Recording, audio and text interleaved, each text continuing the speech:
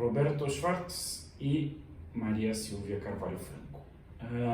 A aula de hoje inicia a quarta e última unidade do nosso curso, composta por 3 aulas, como foi também a segunda unidade.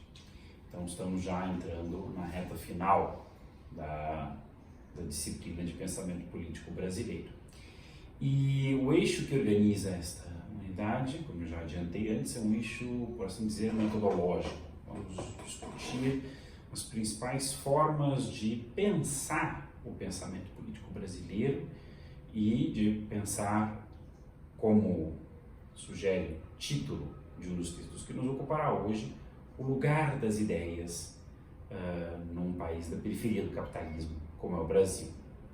Então, justamente abrindo essa unidade, que é conformada em grande medida por debates intelectuais nos últimos 40, 50 anos, vamos tratar da controvérsia entre, de um lado, o crítico literário Robert Schwartz e, de outro lado, a socióloga Maria Silvia Carvalho Franco. A segunda autora já foi objeto de uma aula nossa e, nesse sentido, eu já apresentei. Então, eu começarei apresentando justamente um pouco da trajetória de Robert Schwartz, que nasceu em Viena, na Áustria, em 1938 e emigrou com a família, por razões que eu acho que eu não preciso detalhar, não? Família judia austríaca, que fugiu do nazismo, para a cidade de São Paulo, onde vive até hoje. O Schwartz, assim como Maria Silvia, é um autor vivo.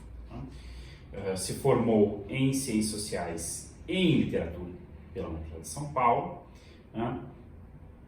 fazendo carreira como professor de teoria literária e crítico literário, um dos mais importantes do país, formado justamente por Antônio Cândido Melo e Souza, uma figura-chave na crítica literária e na teoria literária em São Paulo, e na Universidade de São Paulo. Roberto Schwartz também integrou o grupo de estudos do Capital, que eu já mencionei em algumas aulas, juntamente com Fernando Henrique Cardoso, Francisco Verfort, dois que também já foram autores que já foram objetos desse curso, além de Otávio Ianni, entre outros. Aliás, ele tem um pequeno texto muito interessante, chamado Um Seminário de Marx, publicado no livro Sequências Brasileiras, em 1999, que faz uma boa revisão e reapreciação do legado deste seminário, evidentemente de um ponto de vista simpático a esse legado, visto que ele e sua obra são parte dessa geração e dessa empreitada intelectual tão característica da chamada Escola Sociológica Paulista. Bom, Robert Schwartz, em 1976, defende na França seu doutorado na Universidade de Sorbonne 3 sobre Machado de Assis, que justamente é publicado em 1977 com o título, como livro, com o título de Ao Vencedor as Batatas. E justamente deste livro que retiramos o primeiro capítulo, As Ideias Fora do Lugar, que será objeto hoje da nossa discussão. Esse capítulo, é bom dizer, já havia sido publicado antes como ensaio autônomo, em 1972, em uma revista francesa, L'Homme et la Société, e em 1973 saiu em português na revista Estudo Sebrap. E é com base nesse texto que Maria Silvia o criticará em 1976 em uma intervenção publicada na revista Caderno de Debate. Então, a crítica de Maria Silvia se dirige a este primeiro capítulo e que circulou então, alguns anos antes do livro como ensaio autônomo. Bom, então, antes de entrar no texto propriamente dito, é bom dizer que Robert Schwartz escreveu várias outras obras, O Pai de Família e Outros Estudos, Que Horas São, e também, já nos anos 90, uma outra grande obra sobre Machado de Assis, Um Mestre na Periferia do Capitalismo, se consagrando como, eu mencionei, como um dos principais nomes da crítica literária brasileira e também como um intelectual de repercussão internacional.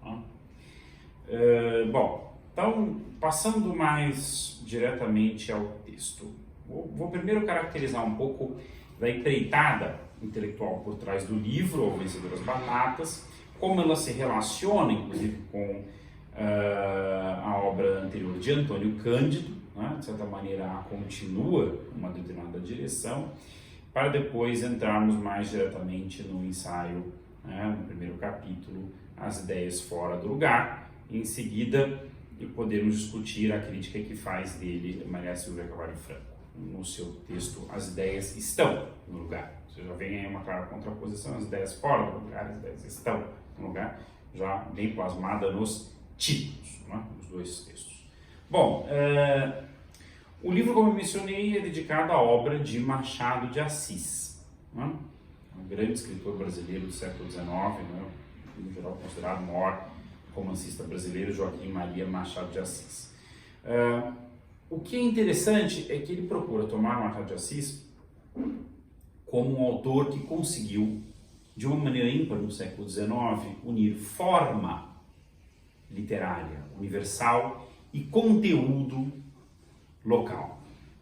E aqui já entramos na dimensão metodológica que estrutura não só este livro em particular, mas de alguma maneira o conjunto da trajetória intelectual de Roberto Schwartz. Como ele mesmo disse já nos anos 90, né, em O Mestre na Periferia do Capitalismo, ele se insere em uma certa linhagem marxista que procurou pensar em conjunto forma literária e processo social.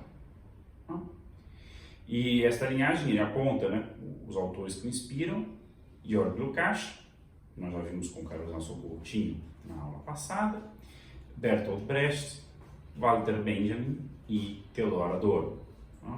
Então ele diz, essa linhagem dentro da crítica literária marxista procurou justamente pensar em conjunto forma literária e processo social. Em que medida a forma artística, podemos expandir inclusive para além da literatura, expressa, né, de uma maneira própria, né, à produção literária ou artística de modo mais geral, o processo social em sua totalidade, em que medida ela é uma expressão particular na totalidade social na qual se insere, né? O que, enfim, equivale a dizer que, por um lado, a forma tem a sua autonomia própria, né? Não é mero epifenômeno da sociedade, das estruturas sociais. Isso nós já vimos de alguma maneira também no texto do Carlos Nelson, né? A autonomia do artista criador e a centralidade da forma, mas, por outro lado, né, a forma nunca é inteiramente desconectada da sociedade a partir da qual o artista a cria, a concebe, né? Ou seja, aqui há também um distanciamento tanto de um reducionismo sociológico em relação à literatura, como às vezes equivocadamente se critica a interpretação de Schwartz desde pontos de vista mais conservadores, como também justamente do formalismo de escolas como o New Criticism, né? Escola de crítica literária norte-americana que afirma que a forma deve ser pensada em si e de maneira desconectada em relação à sociedade, à história, etc. Essa empreitada intelectual deve não só a esta tradição marxista, né, que Schwartz delineia, mas também ao pensamento social brasileiro, lembrando, né, que aliás ele mesmo afirma, né, Ao Vencedor das Batatas é justamente um encontro entre, né, essa linhagem marxista preocupada com a forma, por um lado, e de outro lado, a tradição do pensamento social brasileiro, na qual ele se inseria e a sua geração se inseria justamente a partir do grupo de estudos de O Capital. E podemos acrescentar também que ela não deixa de ser, como eu já adiantei, um prolongamento do trabalho de Antônio Cândido, em particular a partir de seu clássico, publicado no final dos anos 50, Formação da Literatura Brasileira. Então temos aqui a ideia de forma literária e de formação. né? São dois termos evidentemente interligados semanticamente. Né? Mas aqui formação, como assinala Paulo Arantes em seu livro sobre Antônio Cândido Roberto Schwartz, inclusive, Sentido da Formação, né, que publicou com sua companheira Otília Arantes, a palavra formação se refere aqui ao problema da formação social, né, da formação da sociedade da nação no Brasil, desse processo em grande medida incompleto. Né, e Paulo Arantes lembra, inclusive, quantas das grandes obras do pensamento social brasileiro têm formação no título. Formação do Brasil Contemporâneo, de Caio Prado Júnior, Formação da Família Patriarcal Brasileira, subtítulo de Casa Grande e Senzala, Formação do Patronato Político Brasileiro, subtítulo do livro Os Donos do Poder, de Raimundo Faoro, que nós vimos aqui, Raízes do Brasil, Sérgio Buarque, que não tem, né, a palavra formação no título, mas o uso, o recurso, né, a ideia de raízes remete também à mesma problemática. Formação Econômica do Brasil, de Celso Furtado, do economista Celso Furtado, publicada basicamente na mesma época que o livro de Cândido.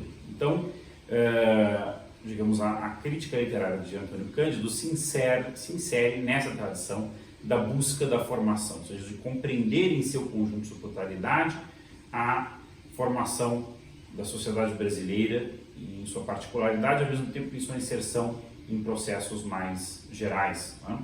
Em particular, pensando na perspectiva de Caio Prado e Celso Furtado, que pensam a formação social brasileira a partir da expansão mercantil capitalista no período colonial. Né?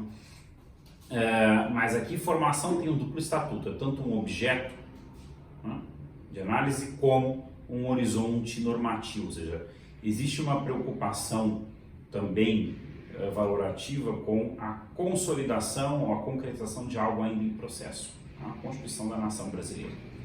E no caso de Cândido, em particular, a sua preocupação é com a formação do sistema literário, né? Como se forma a literatura brasileira.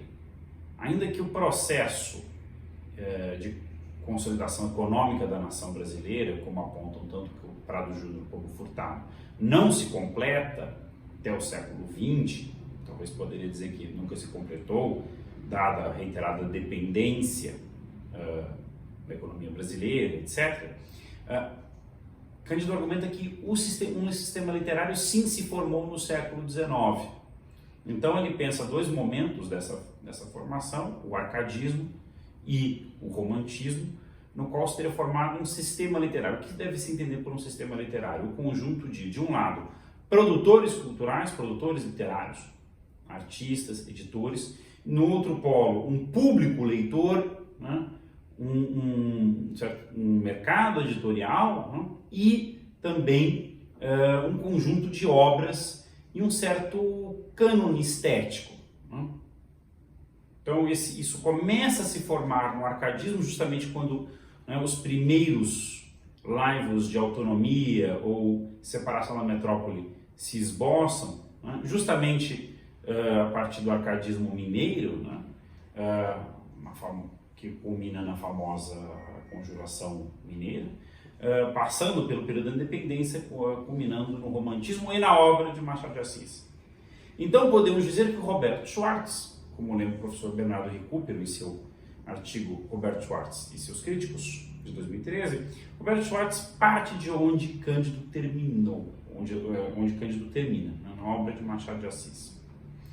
Justamente por ser o autor que teria, né, conseguido unir forma universal e conteúdo local. E por que Machado? Porque, e esta é uma das hipóteses de Schwartz, e com isso eu já me aproximo do conteúdo do texto, haveria na literatura romântica brasileira um certo desencontro entre a forma do romance e o conteúdo da sociedade brasileira do século XIX. Né? Ele observa em particular no romance urbano, nos romances urbanos de José de Alencar, né, uma certa desconexão entre, né, a forma literária, em particular, né, o conflito entre sentimentos subjetivos e o dinheiro, né, e a ordem social burguesa, e aquela sociedade baseada no paternalismo, na escravidão e no favor. Por exemplo, o romance Senhora, né, que trata do problema do desencontro entre o amor e o dote, né, a instituição do dote. Digamos, ali há uma certa conciliação entre esse tema, né, tão caro ao romance romântico, né, o conflito entre o sentimento e o dinheiro, e o paternalismo e o favor. Ao passo que em Machado de Assis, sobretudo em Memórias Póstumas de Brás Cubas, né, a forma literária universal encontraria uma concretização particular a partir do material fornecido pela realidade nacional, em particular pensando-se nas relações de favor entre proprietários e homens livres dependentes, né? Por meio justamente da narração irônica, né, e mordaz do personagem Brás Cubas, né, que aparece o tempo todo manipulando uma série de outros personagens, né, como representante da classe dominante brasileira de seu tempo, mas ao mesmo tempo desvelando, né, a crueza destas relações.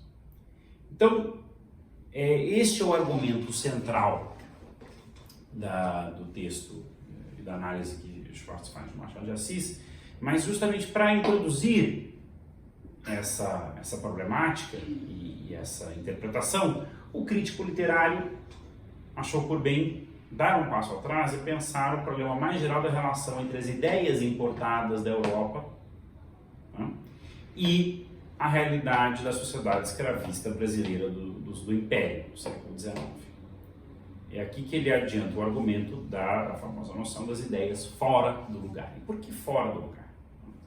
Então, ele justamente apresenta o que seria uma contradição entre os princípios do liberalismo político, né, e do liberalismo econômico, né, burguês, e a realidade de uma sociedade baseada no trabalho escravo. Porque os dois princípios básicos do liberalismo seriam, de um lado, igualdade jurídica e trabalho livre. Né? Mas igualdade jurídica e trabalho livre é tudo que você não tem numa sociedade na qual o grosso da mão de obra, né, é formada por escravos que são eles próprios propriedades dos seus senhores, são eles próprios mercadorias, e não a sua força de trabalho, e não os produtos do seu trabalho. Né?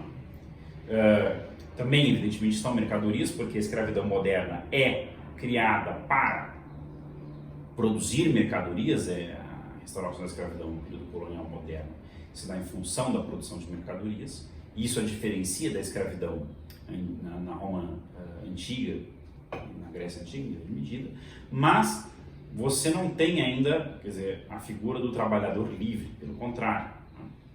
Quer dizer, a extração do excedente se dá por meio da força, né? Não por meio da coerção econômica.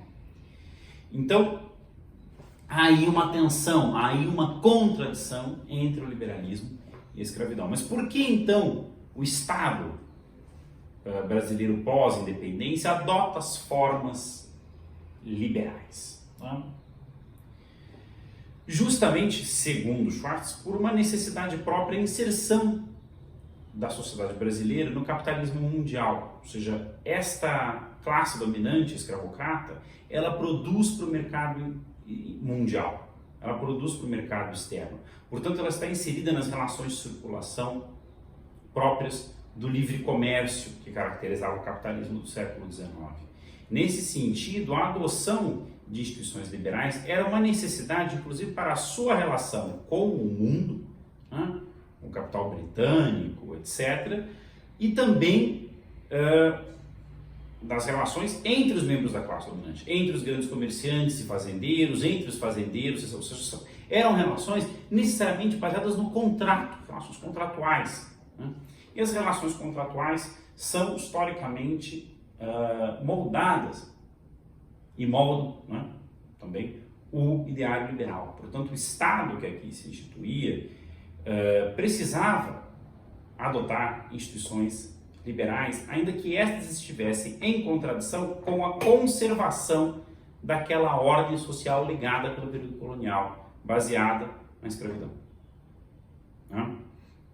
Então, nesse sentido, o liberalismo na periferia muda de função em relação ao centro. Porque se no centro do sistema capitalista, por exemplo, na Revolução Francesa, em grande medida mesmo na Revolução Inglesa, que lhe antecedeu, nos Estados Unidos, esse liberalismo teve o papel de levar adiante a destruição do antigo regime, superando o feudalismo, ou no caso dos Estados Unidos, pós-guerra civil, a escravidão. Na periferia, ele acabaria por conviver e se combinar a conservação desta ordem social legada pelo antigo sistema colonial, para usar uma expressão de outro membro do grupo do Capital, o historiador Fernando Novaes. Então, qual é o papel do liberalismo? Porque se, como lembra Marx em O Capital, a escravidão nas colônias, a escravidão escancarada, sans phrase nas colônias, escancara a escravidão disfarçada no centro do sistema, nas economias capitalistas, há aqui um problema, porque o liberalismo não mascara nada na periferia, do que diz respeito à exploração do trabalho. Porque justamente a figura do trabalhador livre, enquanto vendedor de uma mercadoria no mercado, comprada pelo capitalista, essa ficção jurídica é uma aparência necessária, para usar um conceito lucasiano importante aqui, Schwartz, essa aparência necessária que mascara, que oculta a exploração nas economias capitalistas centrais. Mas esse ocultamento não ocorre na periferia, porque o escravo é abertamente propriedade do seu senhor. E, portanto, a exploração é explícita. Então, o que acontece com o liberalismo neste caso?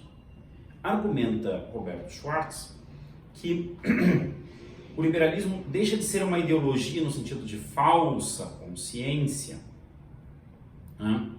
no sentido justamente de uma aparência necessária, e se torna o que ele chama de uma ideologia de segundo grau, porque ele não mascara o fundamento da sociedade na exploração do trabalho escravo, que é, como diz Marx no Capital, sans phrase, explícito, escancarado, mas ele mascara, oculta ou legitima outra coisa. Que coisa é esta? Justamente as relações entre os homens livres proprietários e os não proprietários ou dependentes. E esta relação é caracterizada pelo quê? Pelo favor, pela dominação pessoal, pela dependência, pelo clientelismo e pelo paternalismo. A referência aqui, evidentemente, é Maria Silvia Carvalho Franco, Homens Livres na Ordem Escravocrata. Ironicamente, a Maria Silvia, como veremos em seguida, critica esta derivação que Schwartz faz do seu próprio trabalho. Mas, bom, vamos desenvolver um pouco mais o argumento. Então, o liberalismo, ele não se aplica às relações de trabalho, uma vez que não há um mercado de trabalho livre, mas ele se aplica às relações entre os homens livres. Mas essas relações não são relações baseadas na racionalidade do mercado, tampouco, ainda que não sejam alheias ao mercado, mas são relações baseadas no que a Maria Silvia chamava de dominação pessoal, a sujeição desta camada de homens livres não proprietários, mas que tampouco podem se proletarizar pela presença ausente do escravo como figura que alicerça a totalidade da sociedade escravista. Então, é um grupo social que permanece marginalizado e, como tal, depende do favor dos dominantes.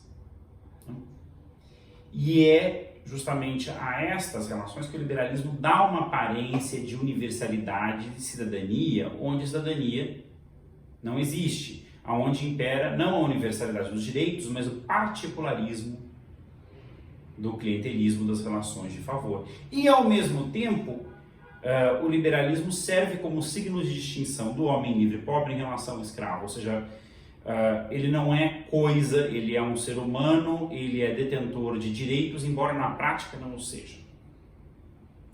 Embora na prática ele se insira na sociedade pela sujeição a um patrono, a um senhor que ele protege.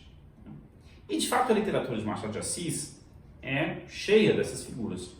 Podemos pensar na figura de José Dias, o agregado de Dom Casmurro, né, da família de Bentinho, na própria Capitu, né, sua família pobre, né, vizinha, né, do Santiago. Podemos pensar, evidentemente, nas várias figuras que Brás Cubas manipula desde o início, né, Eugênia, Marcela, Dona Plácida, a alcoviteira do seu relacionamento extraconjugal com Virgília, etc, etc. Né? Então, até mesmo, né, a figura do amigo que faz o discurso no início da obra, um discurso fúnebre, ele ironicamente lembra que ele deixou ali um estipêndio no seu testamento para aquele amigo que faz um discurso derramado em louvor do morto, né, por interesse pecuniário e assim por diante. Né? Então, justamente a ironia de Machado nos seus romances, por meio da figura do narrador, desvela estas relações, né, de dominação, de sujeição marcadas pelo favor, né, dentro dos marcos de uma ordem política e legal burguesa, revelando o caráter deslocado, fora do lugar, destas instituições. Então, o próprio fato de que o personagem central seja não o proletário, que neste caso não existe, né, figura dependente, mas o burguês, faz com que a classe totalizante, no caso da periferia, seja não a dos homens livres sem propriedade, dada sua marginalização em relação às relações de produção, mas justamente a figura do membro da classe dominante. Né?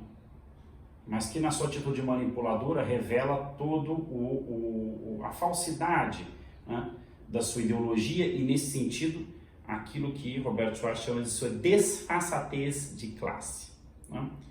Onde o universalismo serve para encobrir o particularismo, né? Onde os direitos encobrem a dependência, né? Onde, né, a cidadania, enfim, encobre o capricho e assim o clientelismo e assim por diante. Podemos ver isso até no Brasil de hoje, se formos pensar, por exemplo, em todo o culto que membros da classe dominante brasileira fazem em relação à meritocracia, né? Contra ações afirmativas e coisas do gênero. Não, tem que ser a meritocracia. Olha, eles nunca competiram de fato em um sistema meritocrático, não? Nunca competiram de fato. Ver grandes empresários, latifundiários, ou mesmo profissionais liberais que são filhos, netos, bisnetos de profissionais liberais e que sempre tiveram o trabalho de empregadas domésticas negras, etc., etc., né, em suas casas falando, né, todo louvores ao mérito e à iniciativa individual, enfim, revela certa desfaçatez de classe de fato. Bom, agora passando à crítica de Maria Silvia. O que a autora argumenta? Que justamente o problema é pensar a relação do liberalismo e da escravidão como uma relação de deslocamento, né, de ideias fora do lugar. Porque no fundo, diz ela, Roberto Schwartz, por meio da teoria da dependência, que ela aponta a influência de Fernando Henrique Cardoso e da sua perspectiva da dependência, está pressupondo uma certa externalidade entre as relações de produção do escravismo e o sistema capitalista mundial, quando no fundo são uma coisa só. Quando no fundo são uma coisa só, ainda que seja uma totalidade evidentemente mediada, né? as relações de trabalho na periferia, né, escravistas, não são exteriores ao mercado mundial e vice-versa. Nesse sentido, ela aponta, tanto na perspectiva de Cardoso e Faleto, como a de Schwartz, um certo retorno, né, à ideia, à distinção entre relações tradicionais ou pré-capitalistas e relações modernas ou capitalistas, que ela identificava, por exemplo, na perspectiva de Florestan Fernandes. Então, é só com estes pressupostos, segundo ela, que o autor pode argumentar que o liberalismo seria um conjunto de relações fora do lugar, né? Seria um conjunto de relações externas. Portanto, se o escravismo no Brasil do século XIX fazia parte de uma sociedade moderna e burguesa, né? Ainda que com, evidentemente, suas particularidades, não faria sentido, né, afirmar que o liberalismo seria uma ideologia, um conjunto de ideias fora do lugar, mas ele estaria em seu lugar, né, justamente como ideologia da classe dominante, da burguesia, em uma sociedade capitalista moderna, ainda que periférica e escravista.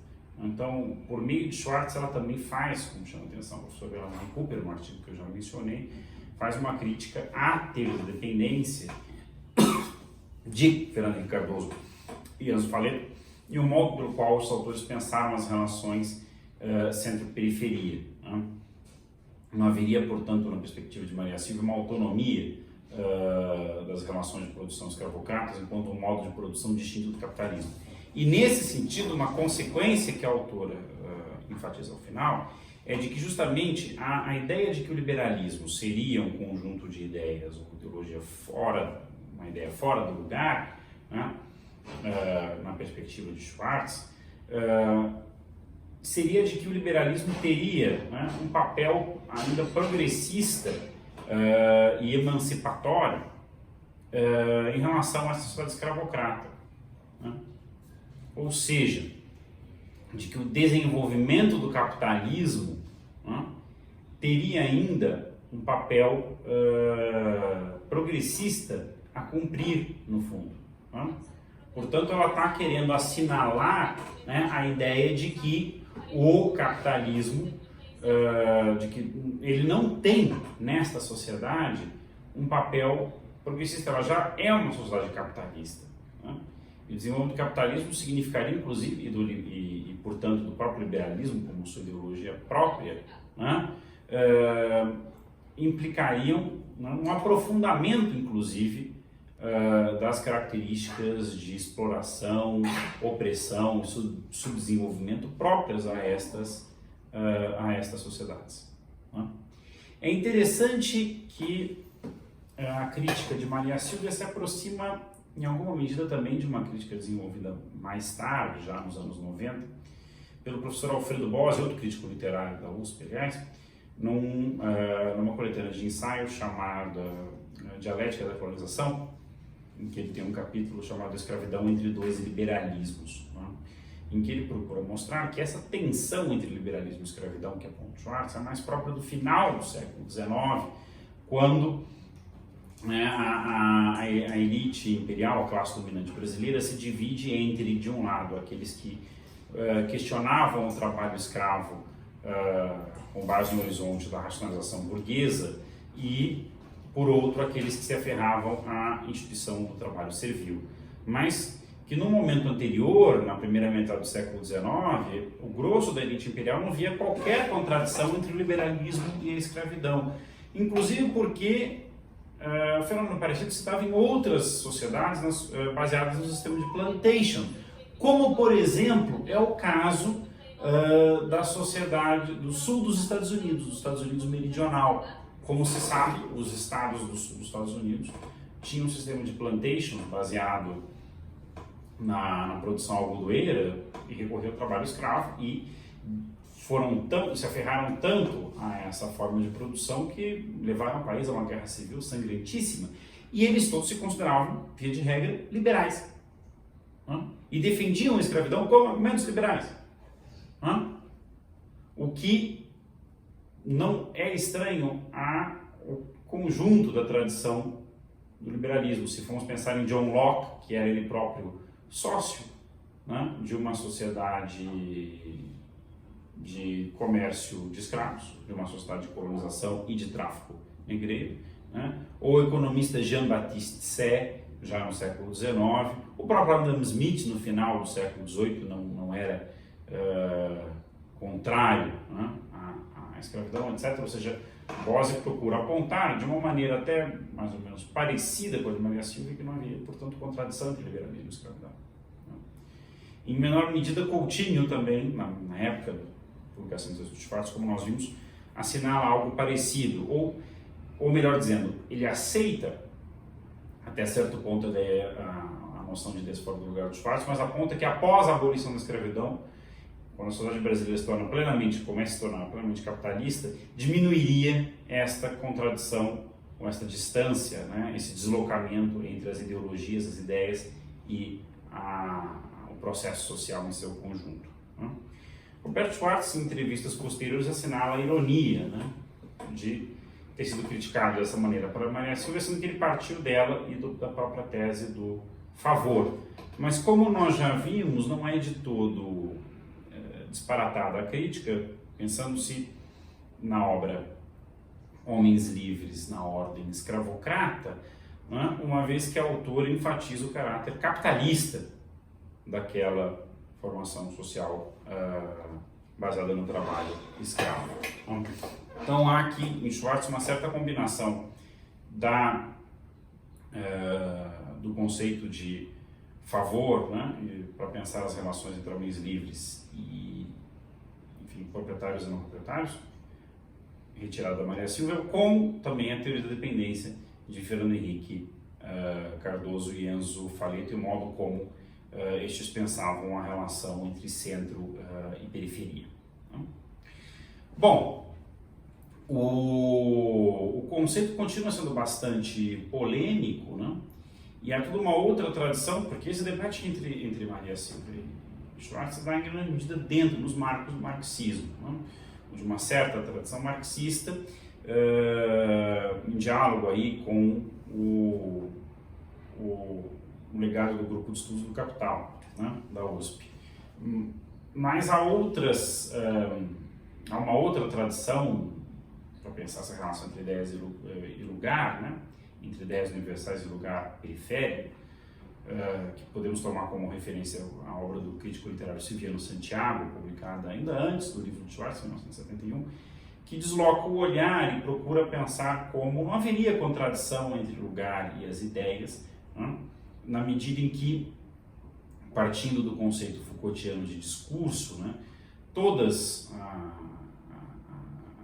as ideias e usos das ideologias e do pensamento, as formas artísticas, etc., seriam expressões particulares, usos particulares do discurso. E nesse sentido, a particularidade da periferia não seria necessariamente algo deslocado em relação às expressões, entre aspas, originais do centro, que também seriam tão particulares quanto. No fundo, o próprio recurso à ideia de um original e de uma cópia deveria ser abandonada nessa perspectiva do Silviano Santiago. E, de certa maneira, essa é uma perspectiva, nos últimos anos, que vem sendo dominante nos estudos, não só sobre literatura, e a circulação de formas literárias no mundo, mas também no estudo sobre a circulação das ideias. Então, temos, por exemplo, a crítica do historiador argentino Elias Palti, ao Schwartz, feita já há alguns anos, em que Palti justamente procura contrapor o paradigma marxista de Schwartz, baseado na distinção centro-periferia própria da independência, a outros paradigmas da história das ideias, como os de John J. Pocock, ou Quentin Skinner, que pensam em termos de linguagens que vão sendo apropriadas e reapropriadas em diferentes contextos. Para terminar, acho que cabe a pergunta de em que medida este paradigma centro-periferia é ou não tão datado assim. Eu tenho a impressão que se pode criticar o uso que Schwartz faz dele, mas me parece que não é indiferente ao destino das ideias e da sua circulação e tradução o fato de que elas circulem em regiões da periferia do capitalismo que se caracterizam pela dependência não apenas econômica e política, mas também cultural. Eu acho que uma série de dilemas da sociedade brasileira contemporânea, eu apontei alguns, inclusive, aqui, remetem a isso. Portanto, esta contribuição de Roberto Schwartz, ainda que criticável, por exemplo, como Alfredo Bose procura mostrar em A Escravidão entre Dois Liberalismos, ou como Maria Silva procura mostrar em As Ideias Estão no Lugar, não é, de modo algum, irrelevante, pelo contrário, continua sendo algo, uma interpelação pertinente para o debate acerca do pensamento brasileiro e da circulação das ideias entre o centro e a periferia. Não se deve abandonar de todo, jogar fora a criança com a água do banho, e digamos, afirmar que o paradigma da periferia não serve, ainda que se possa pensar em diferentes centros e diferentes periferias, como nesse caso bem enfatiza Elias Paut, por exemplo, no âmbito econômico ou no âmbito cultural.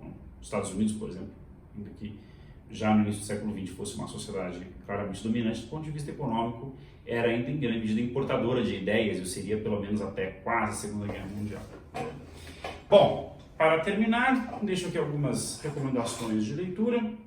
Já fiz algumas ao longo da exposição, o artigo do professor Bernardo Recupero, Roberto Schwartz e seus críticos, o livro, o texto do Alfredo Bose, A Escravidão entre Dois Liberalismos, em A Dialética da Colonização, o ensaio de Paulo Arantes, O Sentido da Formação, além, é claro, da obra posterior de Schwartz, O Mestre na Periferia do Capitalismo, e o seu texto sobre o seminário de Marx, em sequências brasileiras, além da introdução à formação da literatura brasileira de Antônio Cândido.